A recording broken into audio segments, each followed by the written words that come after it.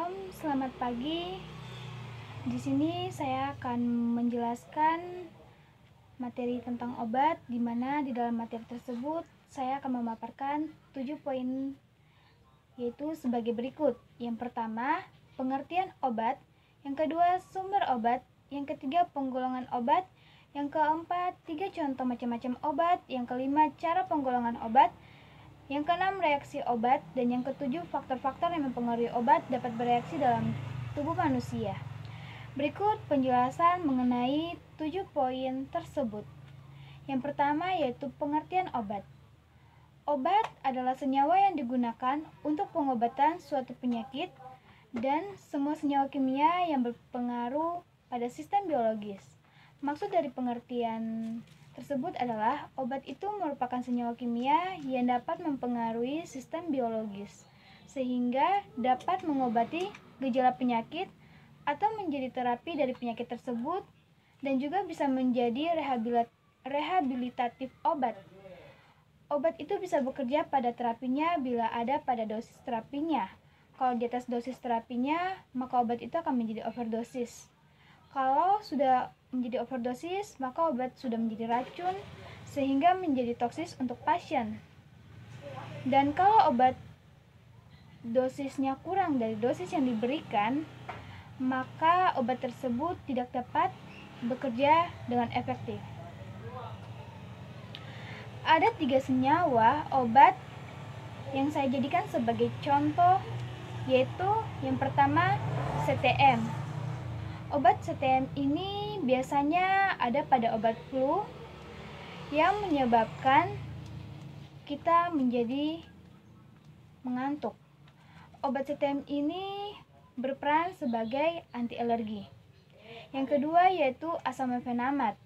Obat ini sebagai anti nyeri, tetapi kalau misalkan kita mempunyai masalah dengan lambung kita, sebaiknya janganlah mengonsumsi obat asam mefenamat karena obat asam mefenamat ini dapat mengiritasi lambung.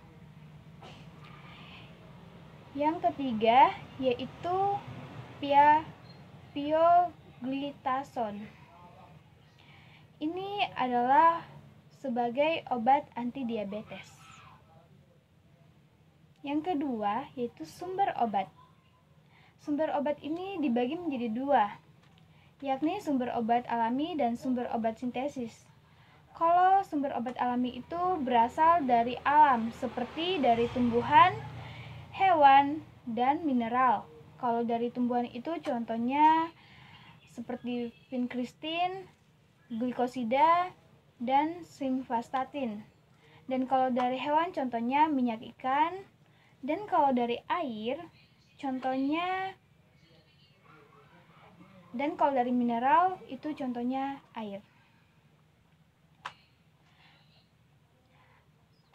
Sedangkan sumber obat sintetis adalah sumber obat yang berasal dari hasil sintesis, contohnya seperti asam mefenamat, antidiuretika. Nah, kalau sumber obat alami ini tidak memiliki efek farmakologis, sedangkan kalau sumber obat sintesis ini menggunakan efek farmakologis. Yang ketiga yaitu penggolongan obat. Penggolongan obat itu ada 3, yaitu untuk menyembuhkan atau terapeutik.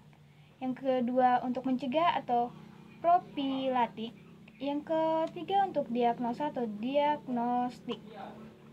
Adapun penggolongan obat menurut Undang-Undang Kesehatan, obat digolongkan dalam yang pertama, obat narkotika, yang kedua, obat psikotropika, yang ketiga, obat keras, yang keempat, obat terbatas, yang kelima, obat bebas, yang keenam, obat wajib apotik. Nah, yang keempat adalah 3 contoh macam-macam obat, yaitu yang pertama, obat tablet. Tablet adalah sediaan padat yang mengandung bahan obat tanpa bahan pengisi. Berdasarkan metode pembuatannya dapat digolongkan sebagai tablet cetak dan tablet rempah. Tablet cetak yaitu dibuat dengan memberikan tekanan rendah pada massa lembab dalam lubang cetakan, sedangkan tablet rempah ini paling banyak digunakan dan juga ukurannya sangat bervariasi dalam bentuk serta penandaannya tergantung cetakan. Yang kedua, obat kapsul. Kapsul adalah bentuk di dalam rongga elastis dengan ukuran yang berbeda-beda, mengandung takaran bahan obat padat berbentuk serbuk, digranulasi, dipletasi, dan tabletasi. Kadang juga cairan yang dikentalkan atau sediaan lembur. Yang ketiga, obat pil.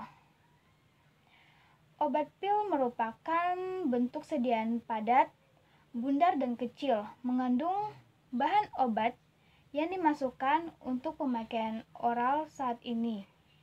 Sudah jarang ditemukan karena tergusur oleh obat tablet. Yang kelima, cara penggunaan obat. Cara penggunaan obat ada dua, yaitu penggunaan obat lokal dan penggunaan obat sistematik. Penggunaan obat lokal adalah obat yang bekerja pada jaringan setempat, seperti dapat memudahkan defekasi, serta mengobati gatal, iritasi, dan inflamasi karena hemoroid. Yang kedua yaitu penggunaan sistematis adalah obat yang didistribusikan ke dalam tubuh amonofilin dan teofilin untuk asma, chlorpromazine untuk antimuta, kloral hidrat untuk sedatif dan hipnotis. Contoh obat sistematik yaitu seperti tablet, kapsul, sirup, dan lain-lain.